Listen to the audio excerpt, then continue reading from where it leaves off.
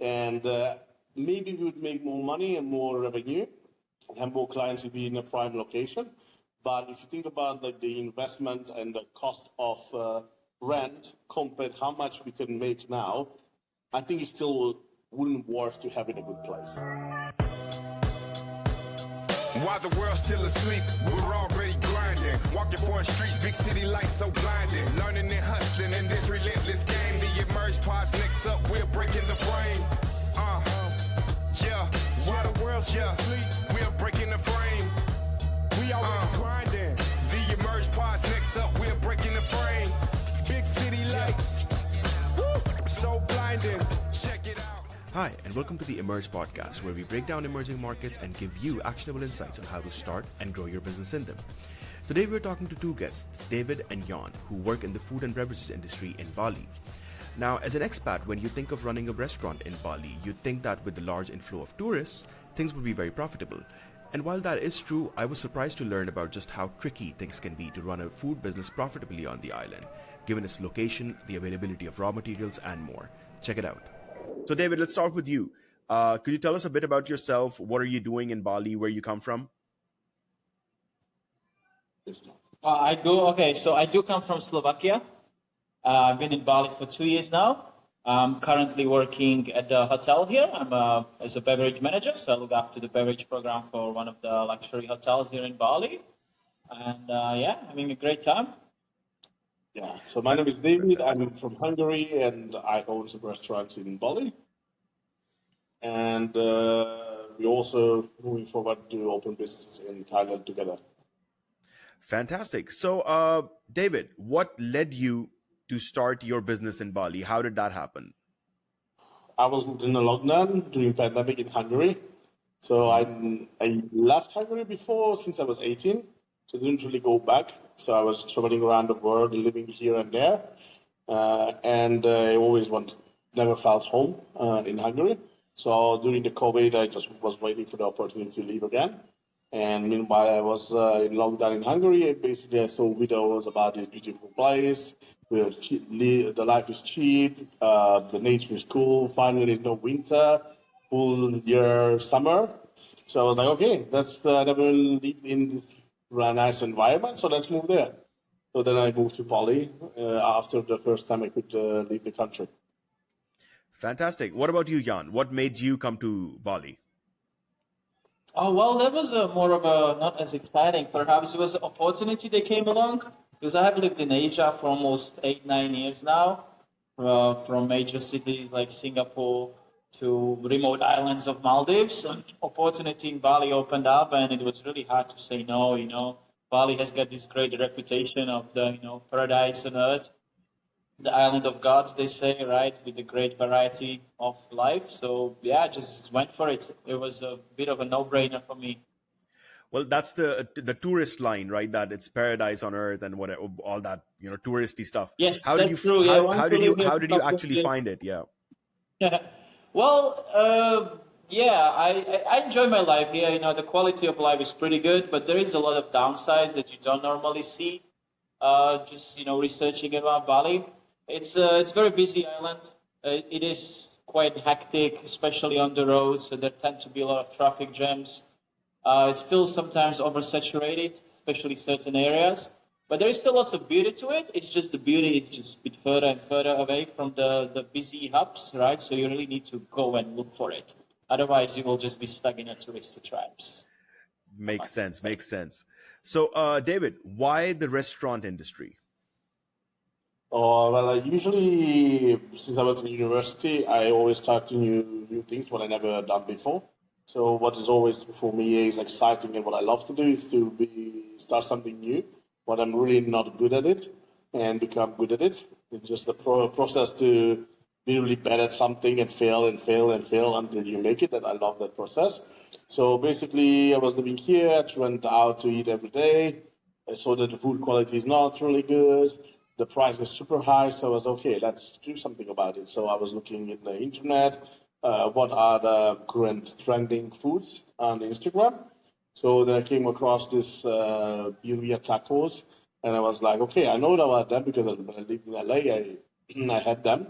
So they're easy to make. and I started to do from my own villa, to develop the recipes from YouTube, basically. Oh, wonderful. So you built everything from scratch yourself, even the recipes. Yeah, from YouTube. Like old ladies, Spanish ladies on YouTube, telling how to make a that tacos.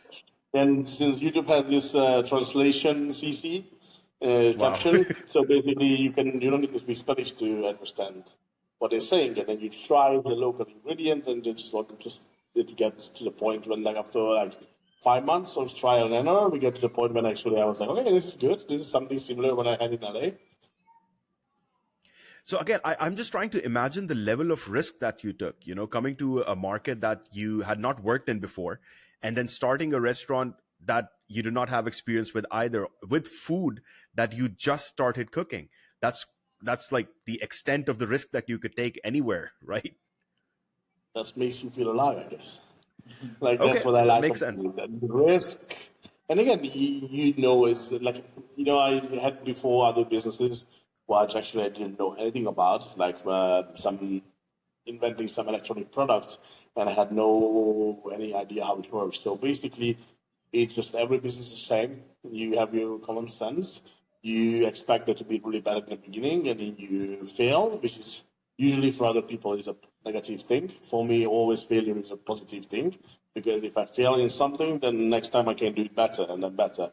So failure brings to your success. So for me, failure is a positive thing. So that's why I don't see the risk related, because for me, when I started, it was like, there's no option that's not going to work. It's just going to take me 5 months, 6 months, 7 months. And if you don't give up, it's just going to work out. It's like, no, I don't really see the risk in businesses usually. You see the excitement of it. Yeah. It's really good. It's fun. That's pretty inspiring. Yeah. So I'd let you both of you answer the next question. What's the competitive landscape like in Bali for the food industry? Because I've only been to Bali once last year, and I had a lot of options when it came to food everywhere, all across the island. So what do you guys think? What's the competition like? I can take it more of if you don't mind, on the beverage side as well, food and beverage, since beverage is my part of expertise. The landscape is vast. I like to say there is so many options. Pretty much any area I go to, there is, like, especially nowadays, like restaurants and bars popping up like the mushroom after rain, we say in our country. It's just so saturated, right? Now, that being said, to find a quality cocktail and quality food, it's a lot harder than it may seem, right? Because there's just so much, so much tourism, so much people floating to Bali, that it feels like like obvious, easy business to do. Just open the restaurant, do whatever, make a quick buck, overcharge, and then, move on. Right? So it feels like it's happening a lot. So there is a lot of restaurants, a lot of bars, but oftentimes, especially as me being, beverage expert, David likes his food. He knows how the food is being done properly. We find ourselves more or less disappointed in many places we go to, right? There's, of course, many great places, right? But the saturation of it, right, it feels like that more likely you stumble upon a not so good place than a good place, right? It really takes a bit of a research and trial and error to really find those places where, like, okay, these guys know what they're doing, right? They've been here for a while. Like, this is a place I like to enjoy my lunch, dinner, drink, right? So it's a lot, but a lot less is good quality or good value. Let's put it that way, good value, right? Because you may find a very expensive restaurants with a great food, but the value there, it's not balanced. Okay, so what I think you're saying is that it's a hyper-competitive market, but it rewards those who have higher quality in terms of food, correct? And beverages. So how do you stand out? I know that if someone comes to your restaurant and they try your food or try your beverages, then they're gonna know that what you're offering is something better. But in a place where there are so many options, how do you get that first attraction? And David, I remember you mentioned something about going viral in our last meeting. So what happened there? Yeah. So basically, we were doing it so my restaurant opened like 1 year and like 3 months ago or something like that, totally. So the first 5 months, how I build every business is like making a small version of it. So in this case, we were selling online from our villa with a chef. And then when we saw that there's traction, I made my own photo and video, commercials for my Instagram. So we're running Instagram ads all the time. So basically, from that one, we get people who order online for 3 months. And after that, more and more people came because, the word of mouth gets out. And then people came to my place and sit in front of my villa and eating my tacos, which was so weird because, here you can see bar rooms, which is basically the same concept. But then when more and more people came and they was like expecting a proper restaurant and having a door literally where you get the food and sit down to the bench, run the place, then I realized, okay, the food is good, it's tested, the market likes it, so let's open a first restaurant. So we opened the first restaurant, we was doing well, and then suddenly just somebody came, so I made an open kitchen. So the whole thing is always to be Instagrammable.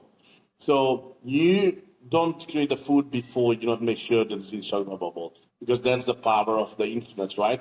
Because the old-fashioned way, you're never going to have people coming to your place because they're never going to know about you. So we're using bamboo besak, like the bamboo woven box. So we use Balinese flour. So it became something but very Instagrammable for the society. And then also we have an open grill. So when people come, they can see our tacos, take videos, and post it. So the whole concept was built to be Instagrammable. And the first most important was the food. So just doing consistently, focusing on the food, focusing on the Instagrammability, basically, it's just a matter of time when people come to you through an Instagram ad. They make a video because it's very Instagrammable. They post it, goes viral, and then from there you just have everything what you needed for a business. But it takes time, and you don't know it's the 5 months, you don't know it's the 6 months. You just have to do your job every day, like the perfection, and then it's just gonna happen. So Instagram and the internet is really easy to get into, but it takes time. So again, the idea of building an audience organically or through paid ads on Instagram, it's something that does work in other markets as well. But how is it different in Bali? Is there any differences in culture, or perhaps the general trends of the audiences? What do the people of Bali want? I think there's a lot of Bali because of the nature and the way how I moved here. I was attracted by the influencer. So by being this culture, it's not Balinese culture, it's just the modern, like outside culture of influencers is like more concentrated in Bali. So it's everybody want to get famous with something.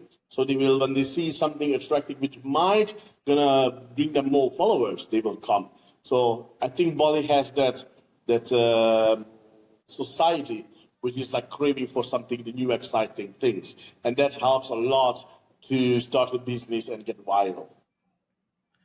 Makes sense. So again, it's a very visual place, I believe, and the more visual you play in your advertising, the better results you end up getting. So how important is location? Where are you based right now? Where's your restaurant? So one of my restaurants is the kind of like a good location in Canggu. The other one is not a good location. It's outside of Seminyak. So only we can have there people who know us, comes there by car, bike, or with the Jurecka or somehow. So we don't have walk-ins there. But again, being viral, I think in Bali doesn't really matter because everybody has to use some kind of transportation anyway, since the roads doesn't have places where you can walk. And maybe we would make more money and more revenue, have more clients if we're in a prime location. But if you think about like the investment and the cost of rent compared how much we can make now, I think it still wouldn't worth to have in a good place. Okay, but Canggu is pretty good. It's got a very foreign audience. Canggu, yes. Canggu, yes, that's a good location. But after our rent is over, it's going to be really hard to find a place like that because here in Bali right now, the real estate prices is just went astronomical. So it's like since the last 2 years, I think they tripled. I see. And could that be attributed to a lot more foreigners coming into the market and starting businesses and living in Bali? Yes, definitely. And that's why it got oversaturated. I'm pretty sure it has a lot to do with the war in Ukraine, and what's happening in Europe, because it's still a more cheaper place than in Europe if you think about it. But at the same time, it's just we get to the prices right now like nearly as in Europe. Of course, but then of course the difference there would be, while it is definitely a cheaper market, is there more money to be made? That's the question. So if you compare yourself running this restaurant here in Bali and you compare it with Europe, where would you make more money, in Bali or in Europe? The reason is very uncomparable because in Bali we have constant tourism coming into Bali. While in Europe, you're going to have Friday, Saturday, Sunday, busy days, and then Monday, Tuesday, not really, right? And all those days. So you're going to have regular customers there.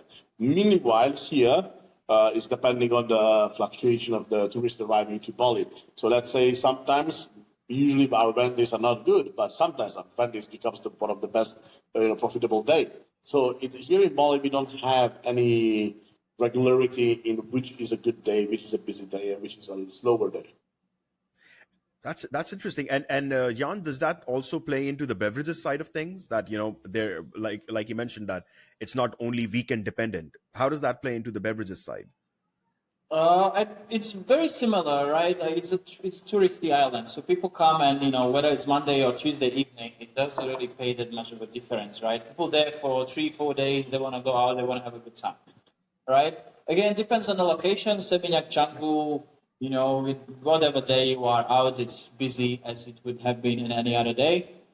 Certain more remote areas, perhaps Monday to Tuesday, might be a bit quieter, especially on the drinking side, right? But as David said, it's a constant flow of tourists, right? So it doesn't really make much of a difference whether it's Monday, Tuesday. When it comes to profitability of alcohol here, so alcohol here is it's heavily taxed. Right, so most of the import alcohols that you would use, which is technically a higher quality alcohol in many people's or many guests' perspective, it's quite expensive, right? So it can be a bit of a challenge to balance it out, right? Because of course we still can't change the European prices of cocktails or beverages here in Bali because people still expect, and it is, it's still Indonesia, right? So everybody expects to be things a little bit cheaper than back home. So the profitability can be a little bit trickier, but again, like with its spending power and the amount of tourism it comes, I think it still is, even with a lot of prices going up, it's still a competitive market where the money is still to be made, right? It's just it eventually gonna reach that peak, right? Like it's really hard to define when it's gonna reach that peak and it's gonna start dropping. But for now, it's still going up, right? Food or beverage, hotels, it's still on. Makes sense. So let's talk a bit more about the financial side of it. So, David, when you started off where was your first location? Was it Seminyak or Canggu? Seminyak. Seminyak. So can you give us a rough idea of what the incorporation process and the setup process was like? Okay, a long time ago. Well, we had to incorporate a company, make kitas, which is like a investor kitas. So that time it was a little bit easier to get it because with time is getting more strict to get kitas or different kind of visas right now in Bali. That was like a fixed cost, and then renting the place, renovation was also like other costs. But I rented out the place when it's still the prices was like rising and not in the stage like now. So now I think the same place I buy we increased at least we increased that to like 3x at least, 300%. That's quite a difference in 2 years, Yeah, it is less than 2 years, yeah. So also the Canggu what we rented out it was 175 million or something like that. By now it's like 500 million or even more. For the whole year? For the whole year, yeah. Interesting. And were there any other additional licenses that you required in order to run a kitchen and a restaurant? Yes, we now recently applied for alcohol license so we can sell alcohol. Now we're doing the bar license as well, so we can make our own cocktails. we apply for hygiene license, which is very important, especially if you want to. In Bali, we have a problem with hygiene and so-called Bali belly, so it's very important to have that license and focus on that, especially if you want to work with like cross-marketing with other companies or do partnerships with other companies. They will require all these licenses. And right now, we're also applying for a pop-up bar license, so we can actually sell our alcohol and our bar items outside of the restaurant. Interesting. But how difficult is it to get these alcohol-based licenses? Because I know that Bali kind of has a very liberal view when it comes to alcohol, but it's still part of Indonesia, which is a Muslim majority country. So how difficult is it to operate in this industry? As long as you use someone who has better understanding and local, and there's a lot of companies actually also you guys at MR Hub you provide, because when I wanted to open my company, I also talked with your company to open my company. Basically, that's how I knew MR Hub before, and that's how we get connected in Thailand, because in Thailand we use your company. Finally, not in Bali, but companies like yours basically can help to obtain these licenses in a ways that actually you already have connections and make it smooth, because you have the expertise and the experience in this kind of things. I would not suggest, if you're not Indonesian, to try to get it by yourself. Usually you use agencies. Is that because of the language barriers or the government processes? Why would that? I think both. Both. If you pay, I think it's really hard to communicate with the officials, government officials, and also sometimes it can be very difficult to it can be easier to make misunderstandings, and then your alcohol license might be not approved. So it's just a safer way. Interesting. Okay, so again, let's talk about the sustainability of this business, right? So you've mentioned that rents are getting higher, costs of import are getting higher. Jan, you mentioned that. How sustainable is your business right now? Are you breaking even, or are you doing pretty well? Where is it, if you don't mind me asking? The big difficulty in Bali, it's like with my other countries have, let's say, vegetable prices increasing in, let's say, 6 months, 1 or 2%. Here, in one day to another, literally, just an example, 1st of May, I paid 200,000 for 1 kilogram of cilantro, and May of 2, I paid 300,000, which is a 50% increase. So that's better than cryptocurrency at the moment. More volatile market, vegetable market than the crypto market at the moment. So we have huge increases. So it's good to invest in vegetables. Not Bitcoin. But how does that translate? How does that translate into your food costs? So your food cost must be constantly fluctuating. My food cost. So basically, usually I operate around 30-35% profitability, and that last month killed down us to 5% profitability. Oh wow, that's dangerous at this point, I guess. That's painful. Super painful. And not just me, it's other restaurants. So in the last couple of months, so this is like since the Ramadan started, but even I think before, I think since December, we have huge issues with the prices, and it's just not dropping. Even now, even today, we pay so much money.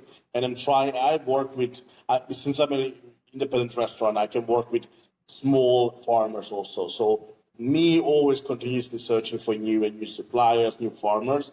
But still, there's a limit of how low they can give it to me. So basically, it's a huge problem, and for hotels and other restaurants as well. So in long term, I don't see a way forward for my restaurant unless I make my own farming. Unless, sorry, what? I make my own farm. You make your own farm. Are you considering that? No, I'm actually doing it. Oh, okay. So we actually everyone do hydroponic farming. So we start hydroponic farming for the main cost for my restaurant and also the main cost for other hotels. So we want to start doing a farming business because there's no other way I can run a restaurant all year round with this kind of that's super interesting. It's going to eat us all our profits. That's super interesting that you integrated vertically backwards, right? And you went into farming. How's that going so far? What's the process like in that? Well, if I could start again, I would do farming in that restaurant. I see. But and I can Because like, imagine that, there's like yeah. a million restaurants, a million bars, but there are no suppliers. So Right. we don't need, I think Bali doesn't miss one more restaurant or one more bar. Bali misses a sustainable and good, reliable supply with all year round the same price. I see. So what's okay? Let's talk more about that industry then. And then I guess that's a bit more, unique in terms of the approach. So how does that work? What kind of farming is it, and what kind of setup do you have to do that? So at the moment we learning. So again, I'm starting something what I don't know anything about. Super risky again, yes. Yeah, super risky. It was super exciting, super challenging. Yeah, I don't see the of risk in course. it, but yeah. So basically, as I started a restaurant, we start small. We start doing our own small farm first, microgreens, then herbs, and then moving on to the vegetables. We're gonna have a learning curve, so we're gonna fail most likely so many times, and then we learn why YouTube, a lot of YouTube videos, how they do it, why the vegetables are dying, why they don't, you can't do the germination process. So it's like going to be like step by step. But basically, though, how I saw it is like microgreens are big.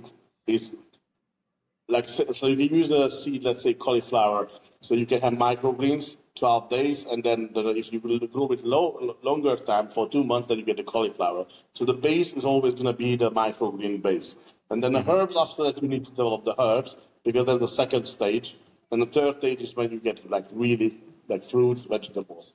So it's going to be a learning curve. It's 3 stages.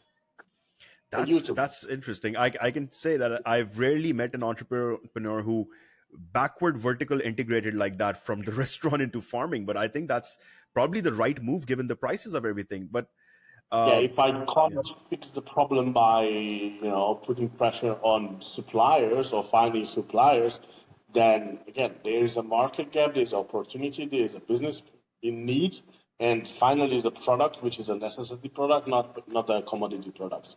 So that's easier to sell, especially when everybody's in pain already from this problem. that's wonderful. But Jan, how unforgiving is the market if you were to increase your prices to cater to the high cost of food? It's pretty rough. It's pretty unforgiving because given the fact of the stiff competition that there is always around, and seem like that here people are not, especially in the business, they're not looking for value. They're just looking for how much minimum I can send this for so I can, make buck, right? Yeah. Which is a little bit, like what David and I also always, we give value. I want to give value. And if I give the right value for the right price, I think it's more reasonable than just like keep lowering your prices, keep giving discounts, right? Because once you start raising prices, unless you have a really, really strong brand or strong restaurant that's been there for a long time with the big followers on Instagram and a community of people that already know they're regulars, you raise the prices even 10% or 5%, it can be fatal for the restaurant, right? Like they can just okay, like this is too expensive now. Like I go have my mojito, my taco a day, right? Sometimes the value it's not, it's not at the primary stand. It's just like fighting over the customers with the price, not with the value offered, right? That's what I see is the big problem here. And it's the price point is a big thing in Bali because it's so saturated, right? Everybody's looking for that little cheaper. There's also the crowd, we have a crowd on the scale of literally any demographics you can think of, right? But still a lot of young people come to Bali. Like a majority of people that go out, drink, eat are still within a range of 18 to let's say 28, I don't know, right? So this is a young crowd who does have a spending power, but they're always looking to have that little extra cheaper meal so they can have a little extra beer at night and, so it doesn't break the wallet. So it can be pretty rough, right? So, yeah, I don't think so. You have raised prices in a long time, right? Despite the fact of the rainy season and the vegetables, right? Because it can be very dangerous, right? Especially for a small business, it can be impactful. Yeah, even in the big hotels where I used to work, haven't raised the prices in a while, right? Because it can, even for a big establishment, it's sometimes not worth it. Like even though you know you're cutting through your profit, you still know that you're keeping your customers. And talking to other restaurants, even like really good restaurants, which has like a 2 Michelin star chef, they also rather eat the cost than raise prices. So in Bali, prices is a very sensitive point. Yeah. So wouldn't it be more stable to import your produce, or is that more expensive? It's more expensive. And at the end of the day, so let's say we have I can buy two types of, let's say, tomato. I can buy local tomato, or I can buy imported tomato. So if those people who are selling the imported tomato are also the same people who are selling the local tomato. Okay. So right. basically, they gonna raise the local tomato. They're also gonna raise the other. All right. So it's And it's not to the point like 2 red bell pepper is costing more than a tuna steak like this. wow, that's pretty bad. So So I can there's see why no you balance. I can see why you went But, with that integration. Yeah, yeah. makes sense. So Yantan, generally, again, for alcohol, there's 100% import, right? Is there manufacturing within the Indonesia for alcohol?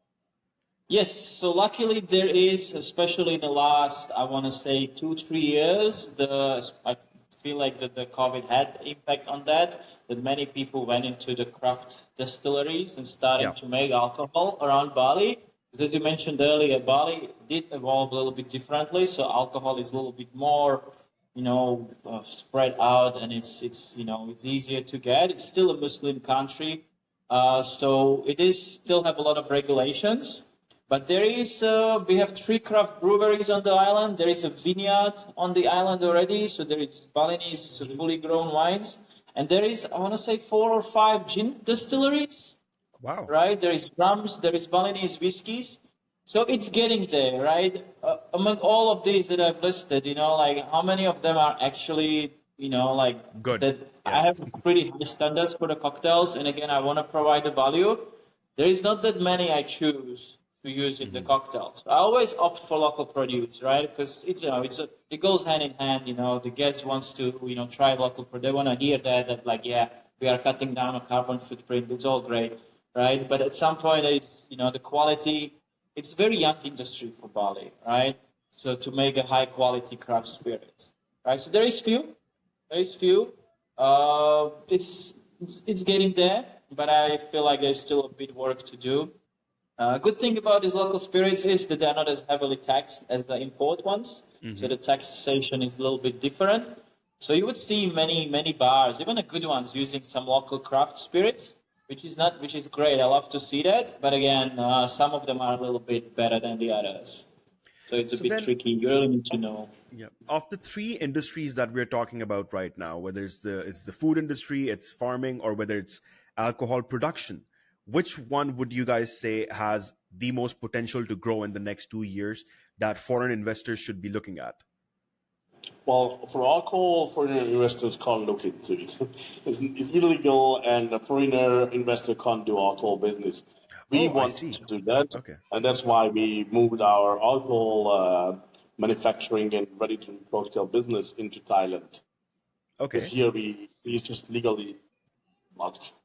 It's a bit difficult, yeah. Farming was also kind of running into obstacles where actually might not going to be able to do it as we wish. There are going to be some limitations because we're foreigners. And the food and beverage is, I don't know, more development. Yeah. But it's difficult, to open your own distillery. It's I don't know what will it take. It's extremely difficult, right? Because the regulations, the laws, it's a whole new level, right? So to invest, perhaps, right? But to have it under your name is close to impossible. Interesting. So are you looking to open a distillery in Thailand then? Not distillery, but since in Thailand, again, there are rules. And the rules is like you can't mix any alcohol with other alcohol, otherwise you need to register as a new product. Okay. So we will do ready-to-drink cocktails with existing alcohol brands, but register it as a new product. I see. That's kind of a workaround for that. Makes sense. Yeah, kind of. Yeah. Here is not. We don't have an option for that. So why did you choose Thailand for that? Why not in a different market like the Philippines or Vietnam, perhaps? It's felt right. That's right. Yeah. So I was looking in different countries, and yeah, Bangkok was really nice, and we saw that there's a lot of tourists, bigger tourist, bigger market. So it was like okay, I didn't went to other countries, but it seems to be like a really huge consumption of alcohol in Thailand, which actually for alcohol business is, I think, is more better and easier to sell. And then we were looking for the law, like what are the laws, then we were looking for what are the difficulties, what we're going to face. And then just the more we get into it, the more seems to be the good way to start, the business and the good country to be in. Interesting. It looks like you guys have decided on making Southeast Asia your next ventures for the next 5 to 10 years, correct? Yeah. Yeah, for sure. Yeah. But again, it's interesting to see people from Europe especially coming in and setting up their businesses. Despite I can see that there are a lot more challenges in Southeast Asia as compared to other markets, but they still continue to run these businesses even when profitability declines. So is it just the love for Southeast Asia that's pushing you guys to do it, or do you see some light at the end of the road? Well, I think the setup, the initial cost is way smaller compared to Europe. Like opening a restaurant, I can't do with the money that I invested in this company. It's just impossible. The regulations seems to be more flexible in Asian countries. What I see, the business, I think the business mentality, how you conduct business and partnership is way easier than Europe.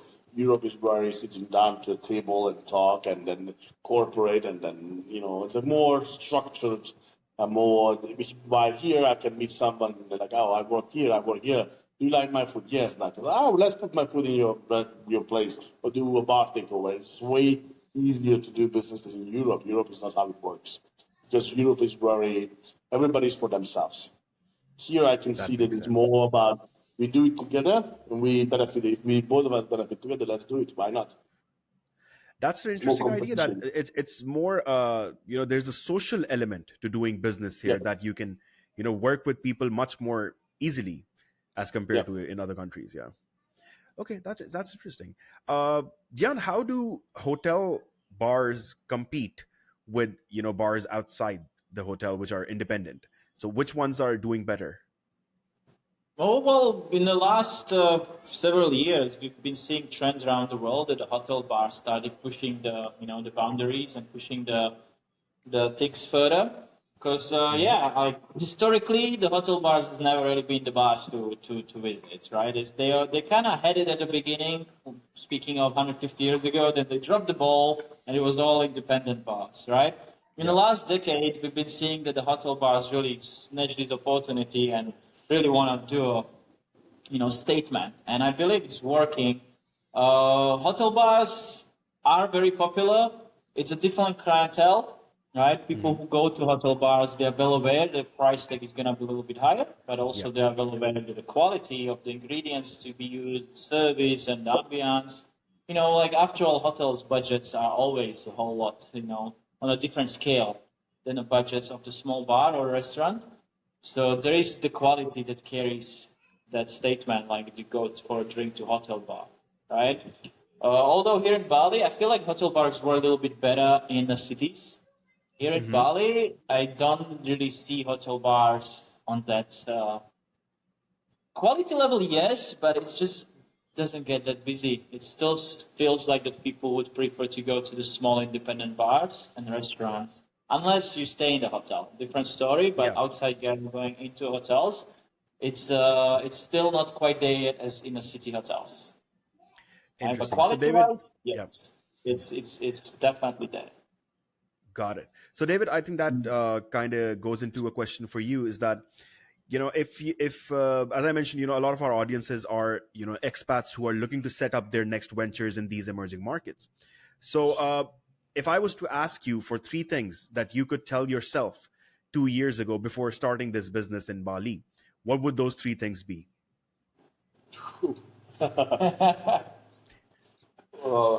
Tell us, David. be very patient because Bali and working with Balinese people is not Europe and is not United States and is not the Emirates, it's not anything. You need to be very patient and you need to manage your expectation by their culture and the way they live their lives. So it is very important because you eventually have to work with Balinese people, and if you act and you scream, it's not working. It's not the way it works here. Here you need a lot of patience, and you need to repeat yourself a lot, which can drive your nerves up sometimes. So that's one of the things. The other thing is you need to understand that in Bali the time is very relative, so not like in Europe. So when you do something, you can't put deadlines and expect to reach them. So deadline plus a couple of weeks, months, whatever. So it's not, there's no deadline. Okay, you can say that there's the deadline, try to aim it, but you need to understand that most of the time, 99% of the time, the deadline is not met. And but why would that be? In what domain? In government matters, from renovation to recipe, delivery, the goods, anything in every aspect of life.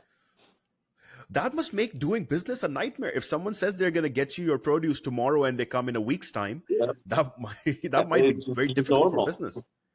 So that's what you need to understand. The other one you need to understand that is a multi.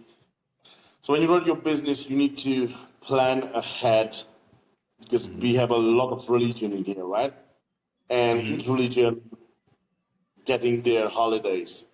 And you need to build your business around it and you know when. So let's say, I'm running out continuously of something, what I need to get from Java, because in Bali you can't get it. So everything comes from Java. And you need to understand, let's say, the end of the Ramadan, 2 weeks, there's no delivery from Java. Right. So understanding and learning how these religious holidays, influence your business is one of the key factors. Okay. So again, that paints a picture of Bali as, this super, casual place to do business. And there are a lot of challenges that you come across because of that non-corporate culture that you might find in Europe. What are some of the good things that you found in your journey, though? Let's say 3 things that really pleasantly surprised you. Let me think. Is it that hard? I don't have any. It's just been trying to find a really good one. I have a really good one. It's definitely, even though it's the people. Even though the sense of time can be completely out of the place, sense of remembering and applying things that you may repeat yourself many times. The people itself, people are very hardworking and hardworking as well. So it's really a place. That's what many expats who live in Bali would tell you. What do you like about the Bali the most? Oftentimes you would hear people. People are despite the downsides, they are really good people. Yeah. Other than that, I think is getting connections. I've never been in a country where it's so easy to connect with other people, and getting your networking is really easy in Bali. And I think the third thing, what I would say, it's not related to business, but it's a little bit related. So when each time when you do as business, as you said, risky. You have a lot of downfalls and you need to recharge, and Bali is perfect for that. So when you are down and you are okay, this is not going to work, I'm going to go bankrupt, and you just go out to nature and you spend 1 day and you recharge, and then you come back calm and your mindset goes back to normal.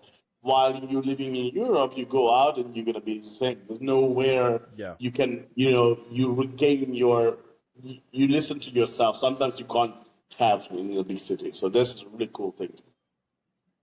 That's interesting. So there again, the plus sides and the downsides are both there. I'm thinking I'm going to call this episode "Watch This Before Starting a Restaurant in Bali." It's going to be a complete guide on everything you should know. But let's talk a bit more. In the end, I will just wind up in a couple of minutes. But I really want to talk about your move to Thailand a bit more. The fact that you chose this market because you went to Bangkok and you really liked the market and the tourist, aspect to it.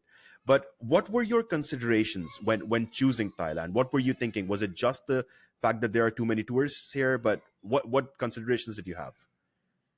Well, since we want to do their alcohol, it was first of all to not be a Muslim country because it's really hard. In here, we have the difficulties, and I know the regulations. But living in Dubai, I can see this alcohol is a sensitive relationship with the religion. I understand that and I respect that. So we needed to find a country which is close to regulations because, like, it's less regulated in a way. Like we can buy alcohol there in bulk, while here we can't. So basically, that was one of the things. Then also, this is at the moment Thailand is cheaper when it comes about the alcohol manufacturing, so we can reduce our cost to 50%. Then is a country where actually we can transport by land, by sea. So it's a really good combination. Why Bali and Indonesia is not connected to any Asian land, like a bigger scale. Availability of products, ingredients. Is way easier to get the ingredients. I'm pretty sure they're going to be the same difficulties because it is what it is, but the availability and the variety is way bigger. And also, this was the first couple of things what I was looking into. Well, I guess the big difference in availability of products would be that Thailand is just better connected to the rest of the world, while Bali, again, being an island, it's on the side, right? Yes. Interesting. And then I think we're still easier to export from Thailand to other Asian countries. So by reducing the cost, I see the potential that we might gonna sell our cost of selling in Bali if we import it from Thailand to here might gonna be the same cost than we would do it here.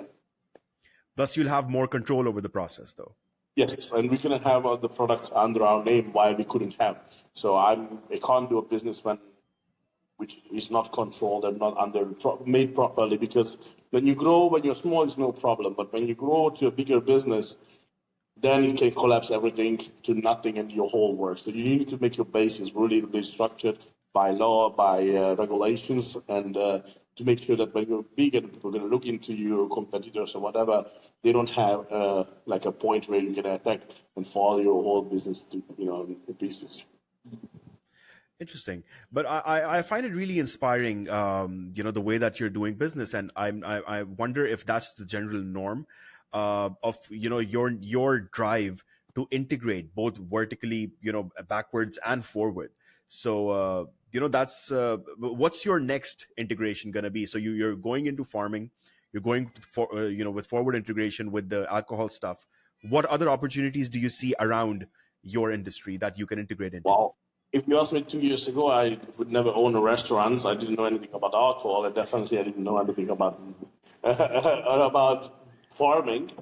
But again, I think how my life works when you're very open-minded and you have a common sense to see where is a gap, then there's a business opportunity. And me being me, wanting to always do something when I don't know, because the more you learn, the more things you're going to be able to do in the future. Like, I think it's going to show new opportunities while we move forward with the years and the plans. There might going to be something new, but I meet through someone or I see in a market. Let's say I don't know so many things about Thailand.